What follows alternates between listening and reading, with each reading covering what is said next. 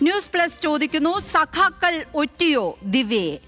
പ്രേംകുമാർ ഇടത് സഹയാത്രികനാണ് നമുക്കൊപ്പം ചേരുന്നത് തത്സമയം. പ്രേംകുമാർ, സ്വാഗതം. ഈ ദിവ്യയുടെ ഈസ്റ്റർ ദിന സന്ദേശം കേട്ടപ്പോൾ താങ്കൾക്ക് എന്താണ് തോന്നിയത്? എനിക്ക് തോന്നിയ കാര്യം ആദ്യം പറയാം. കൂടെ ഉണ്ടായിരുന്ന സഖാക്കൾ തന്നെ, ഒപ്പം കാര്യങ്ങൾ ചെയ്തിരുന്നവർ തന്നെ, ഈ കാര്യങ്ങളിലെല്ലാം അവരുടെ കൂടെ നിന്നവർ തന്നെ അവരെ ഒറ്റുകൊടുത്തു, തള്ളിപ്പറഞ്ഞു എന്നുള്ളതാണ് പറഞ്ഞിരിക്കുന്നത്. അവിടെ നമുക്ക് നോക്കിയാൽ 2 മരണങ്ങൾ സംഭവിച്ചത് കാണാൻ പറ്റും. ഒന്ന് ADM നവീൻ ബാബുവിൻ്റേത്, മറ്റൊരാളുടെ രാഷ്ട്രീയമായ മരണം. അവരെ ജില്ലാ കമ്മിറ്റിയിൽ നിന്ന് ബ്രാഞ്ചിലേക്ക് തരം താഴ്ത്തുന്നു, അവരുടെ പദവി എടുത്തു കളയുന്നു. അത്തരത്തിലുള്ള നടപടികളിലേക്ക് പാർട്ടി കടക്കുന്നതാണ് കണ്ടത്. അവരതിനെ കുരിശുമരണമായി സ്വയം പറയുന്നു. താങ്കൾക്ക് എന്താണ് തോന്നിയത്? തോന്നിയത് പറയുന്നതിന് മുമ്പ് 2 ചെറിയ കാര്യങ്ങൾ പറയട്ടെ. അതായത് അബിറ്റ്മെന്റ് ടു സൂയിസൈഡ് എന്നുള്ള IPC 306 നമ്മുടെ പുതിയ BNS-ലെ 108 എന്നുള്ള വകുപ്പിനോട് വ്യക്തിപരമായി മാനസികമായി യോജിപ്പില്ലാത്ത ഒരാളാണ് ഞാൻ. കാരണം ഒരാളുടെ വാക്ക് കൊണ്ട്, ഒരു ഇൻസൾട്ടിങ് കമന്റ് കൊണ്ട് മറ്റൊരാൾ പോയിട്ട് ആത്മഹത്യ ചെയ്യുമെന്ന് എസ്റ്റാബ്ലിഷ് ചെയ്യുന്നതിൽ ചെറിയ നൈതിക പ്രശ്നങ്ങൾ ഉണ്ടെന്ന് വിചാരിക്കുന്ന ആളാണ് ഞാൻ.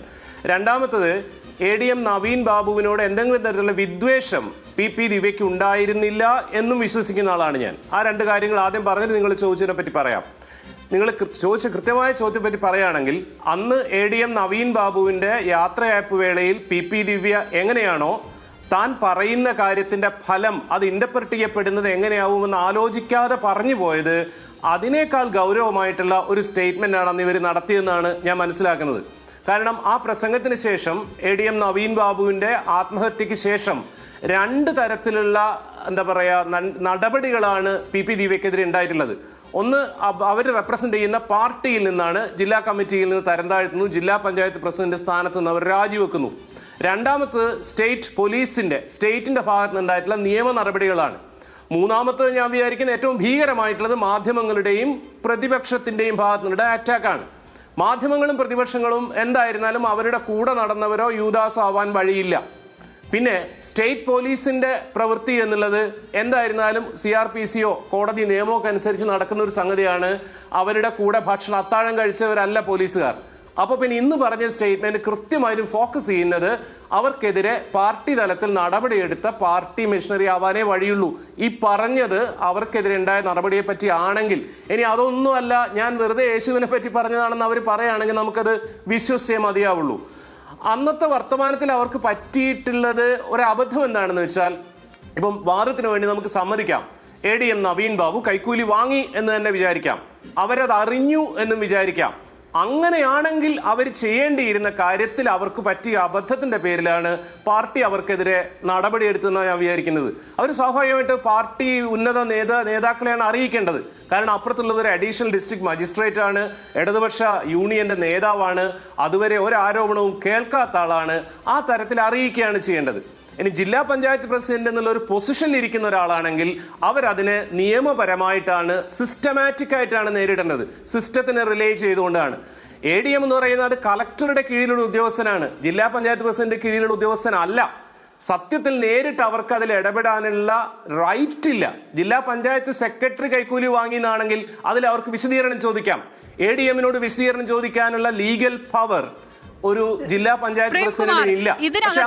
PP ദിവ്യ എന്ന് പറയുന്നത് ഒരു ജില്ലാ പഞ്ചായത്ത് പ്രസിഡന്റ് മാത്രമായിരുന്നില്ലല്ലോ, അവരൊരു രാഷ്ട്രീയക്കാരി കൂടി അല്ലേ?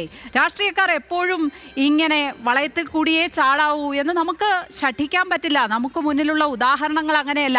ഇപ്പോ PP ദിവ്യ തന്നെ കണ്ടു വളരുന്ന നേതാക്കന്മാർ അങ്ങനെയല്ല. യൂണിവേഴ്സിറ്റി കോളേജിൽ പോയി കുട്ടികളെ പിടിച്ചുകൊണ്ടുവരുന്ന, പോലീസിനെ ചീത്ത പറയുന്ന കോടിയേരിയെ കണ്ടായിരിക്കാം വളർന്നിട്ടുണ്ടാവുക. അല്ലെങ്കിൽ MB ജയരാജൻ പോലീസ് സ്റ്റേഷനിൽ പോയി പോലീസിനെ ചീത്ത വിളിക്കുന്നത് കണ്ടായിരിക്കാം അവരുടെ രാഷ്ട്രീയം അവർ ശീലിച്ചിട്ടുണ്ടാവുക. അപ്പോൾ വളരെ പെട്ടെന്ന് PP ദിവ്യയെ മാത്രം അങ്ങ് മാറ്റി നിർത്തി ഇത് ശരിയല്ല, ഇങ്ങനെ ആയിരുന്നില്ല ചെയ്യേണ്ടത്, നിങ്ങൾ നിയമം വഴി പോണമായിരുന്നു എന്ന് പറയുന്നതിൽ എന്തർത്ഥമാണുള്ളത് പ്രേംകുമാർ? അല്ല, അത് ശരിയല്ല. നിങ്ങൾ പറഞ്ഞ എക്സാമ്പിൾ ശരിയല്ല. ന്യായമായ ഒരു അവകാശ സമരത്തിൽ ഉൾപ്പെട്ടിരിക്കുന്ന വിദ്യാർത്ഥികളെ അന്യായമായി പോലീസ് തടങ്കലിൽ വെച്ചാൽ അതിൽ പോയി ഇടപെടുക എന്നുള്ളത് ഏത് രാഷ്ട്രീയ നേതാവിൻ്റെയും, കോടിയേരി ബാലകൃഷ്ണന്റെ മാത്രമല്ല ഏത് രാഷ്ട്രീയ നേതാവിൻ്റെ ഉത്തരവാദിത്തമാണ്.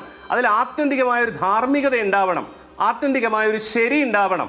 അത് നാളെ അദ്ദേഹത്തിന് കോടിയേരി ബാലകൃഷ്ണനായിരുന്നാലും എം വി ജയരാജനായിരുന്നാലും ആർക്കായിരുന്നാലും താൻ ചെയ്തതിന്റെ ശരി തന്റെ പാർട്ടിയെയും തന്റെ സിസ്റ്റത്തെയും ബോധ്യപ്പെടുത്താൻ പറ്റണം.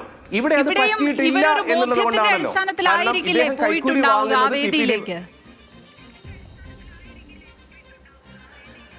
അല്ല, ഒന്ന് ബോധ്യം പൂർണ്ണമായി തെളിയിക്കാൻ ഇതുവരെ പറ്റിയിട്ടില്ല. ADM നവീൻ ബാബു കൈക്കൂലി വാങ്ങി എന്നുള്ളതിന് ഇതുവരെ എന്താ പറയുക ക്ലിയർ ആയിട്ടുള്ള എവിഡൻസ് നമ്മുടെ മുന്നിൽ വന്നിട്ടില്ല. ഇനി അഥവാ ക്ലിയർ ആയ എവിഡൻസ് ഉണ്ടെങ്കിലും അവർ ചെയ്യേണ്ടിയിരുന്നത് എന്താണ്?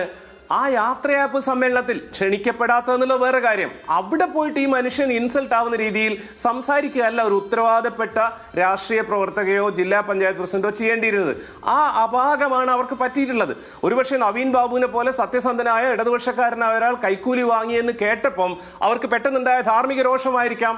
ഒരു തരത്തിലും ഇത്തരത്തിലുള്ള അഴിമതിയെ വെച്ചു പൊറുപ്പിക്കാൻ പറ്റില്ല എന്നുള്ളൊരു കമ്മ്യൂണിസ്റ്റ് ബോധമായിരിക്കാം. അതൊക്കെ ശരിയായിരിക്കാം. പക്ഷെ അതിനുശേഷം അവരിൽ നിന്ന് വന്ന ആ ഇടപെടലിലുള്ള കുഴപ്പമാണ് അത് വലിയ വലിയ ഡാമേജ് ഉണ്ടാക്കുന്ന രീതിയിലേക്ക് മാറിയപ്പോഴാണ് ഞാൻ മനസ്സിലാക്കുന്നത് പാർട്ടി അവർക്കെതിരെ നടപടി എടുക്കേണ്ടി വന്നിട്ടുള്ളത്. പക്ഷെ ഇപ്പൊ അവർ ചെയ്യുന്നത് അതിനേക്കാൾ കോംപ്ലിക്കേറ്റഡ് ആണ്. എന്റെ അറിവ് ശരിയാണെങ്കിൽ PP ദിവ്യ ഇപ്പോഴും കമ്മ്യൂണിസ്റ്റ് പാർട്ടി ഓഫ് ഇന്ത്യ മാർക്സിസ്റ്റിന്റെ മെമ്പറാണ്. പാർട്ടി മെമ്പറായിരിക്കുന്ന ഒരാൾക്കെതിരെ പാർട്ടി ഒരു അച്ചടക്ക നടപടി എടുത്താൽ അതിനെ അംഗീകരിച്ചുകൊണ്ട് വെയിറ്റ് ചെയ്യുക എന്നുള്ളതാണല്ലോ ചെയ്യേണ്ടത്.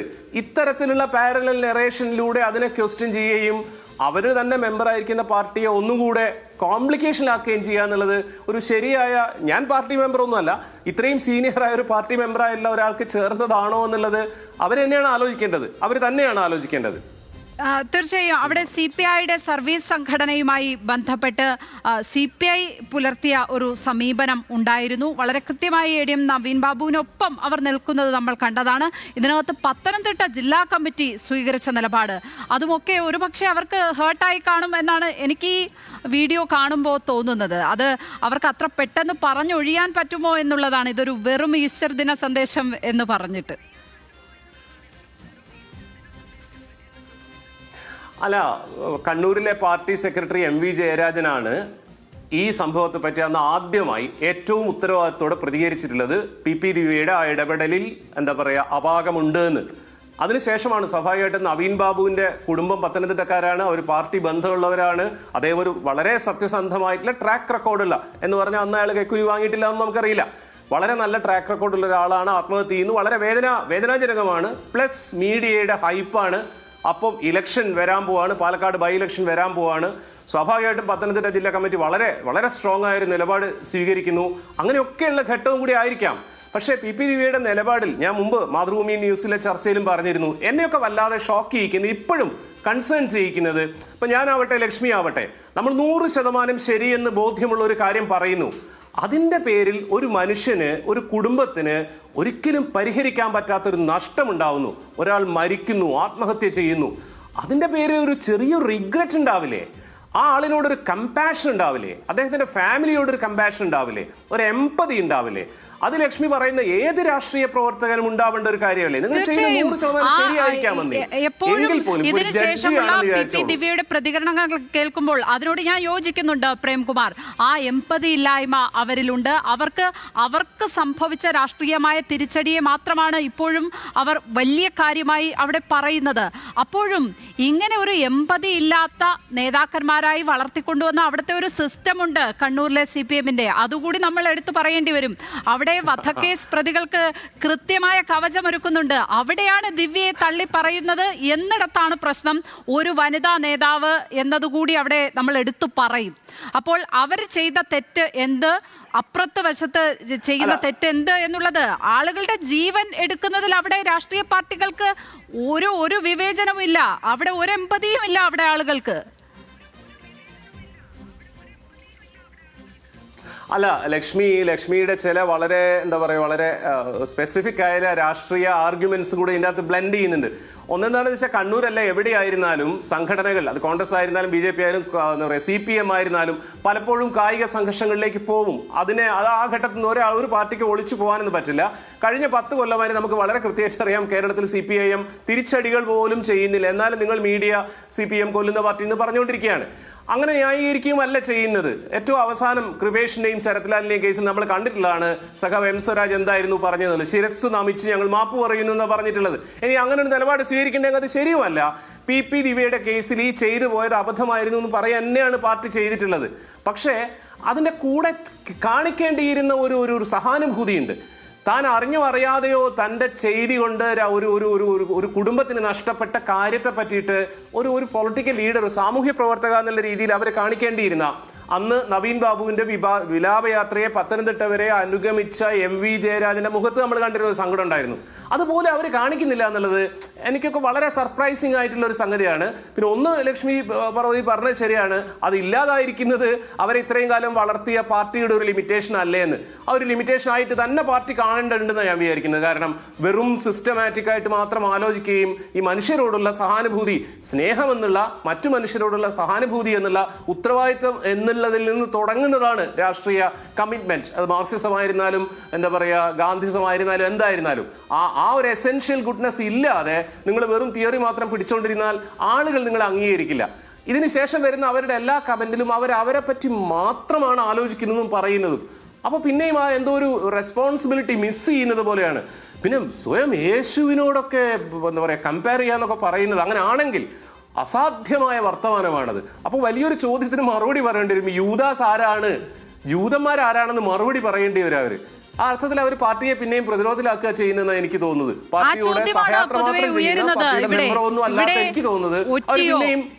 ഇവിടെ ഒറ്റിയോ സഖാക്കൾ ഒറ്റിയോ എന്ന് പറയുന്ന ചോദ്യം അതുകൊണ്ടാണ് വരുന്നത്. അവിടെ അവർക്കൊപ്പം ഉണ്ടായിരുന്നവർ അവരെ ഒറ്റുകൊടുത്തോ എന്നുള്ളതാണ് അറിയേണ്ടത്.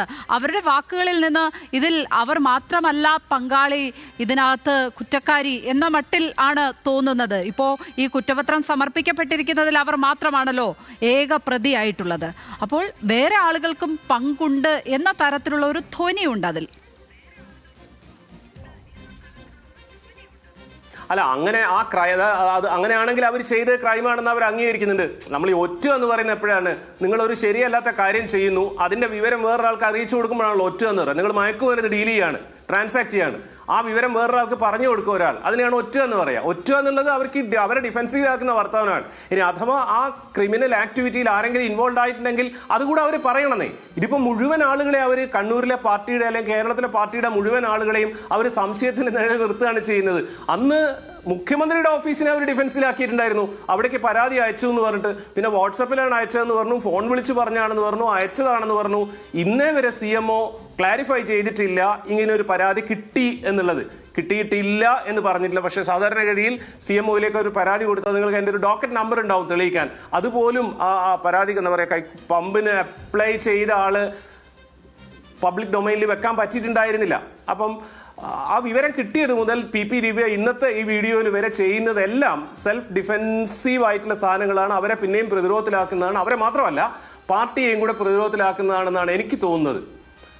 പിന്നെ സ്വയം ഉപമിച്ചു എന്ന് പറയുമ്പോഴും നമ്മൾ ഓരോരുത്തരും പല പല സന്ദർഭങ്ങളിലും പറഞ്ഞു പോയിട്ടുണ്ടാകും. ശ്രീ പ്രേംകുമാർ, നിങ്ങൾ എന്നെ ക്രൂശിച്ചു എന്നുള്ളത്, ക്രൂശിച്ചു എന്ന് പറയുന്ന വാക്ക് തന്നെ അങ്ങനെ എല്ലാവരും എടുത്തു പ്രയോഗിക്കുന്ന ഒന്നാണ്. ഈ പറഞ്ഞ പോലെ കുരിശുമരണം പോലെ ആ യാതനയൊന്നും അനുഭവിച്ചില്ലെങ്കിൽ കൂടി നമ്മൾ ഓരോരുത്തരും പറയുന്ന ഒരു വാക്കാണ്. ഏതായാലും ഇതിൽ ദിവ്യക്കെതിരെ എന്ത് നടപടി സ്വീകരിക്കപ്പെടുമോ, അതല്ലെങ്കിൽ പാർട്ടി വിശദീകരണം ചോദിക്കുമോ, ഇതൊക്കെ കാത്തിരുന്ന് തന്നെ കാണണം. അതിനെന്തായിരിക്കും ദിവ്യ മറുപടി പറയുക എന്നതൊക്കെ അറിയാൻ എല്ലാവർക്കും കൗതുകമുള്ള കാര്യം തന്നെയാണ്. വളരെയധികം നന്ദി ശ്രീ പ്രേംകുമാർ ഞങ്ങൾക്കൊപ്പം സഹകരിച്ചതിന്.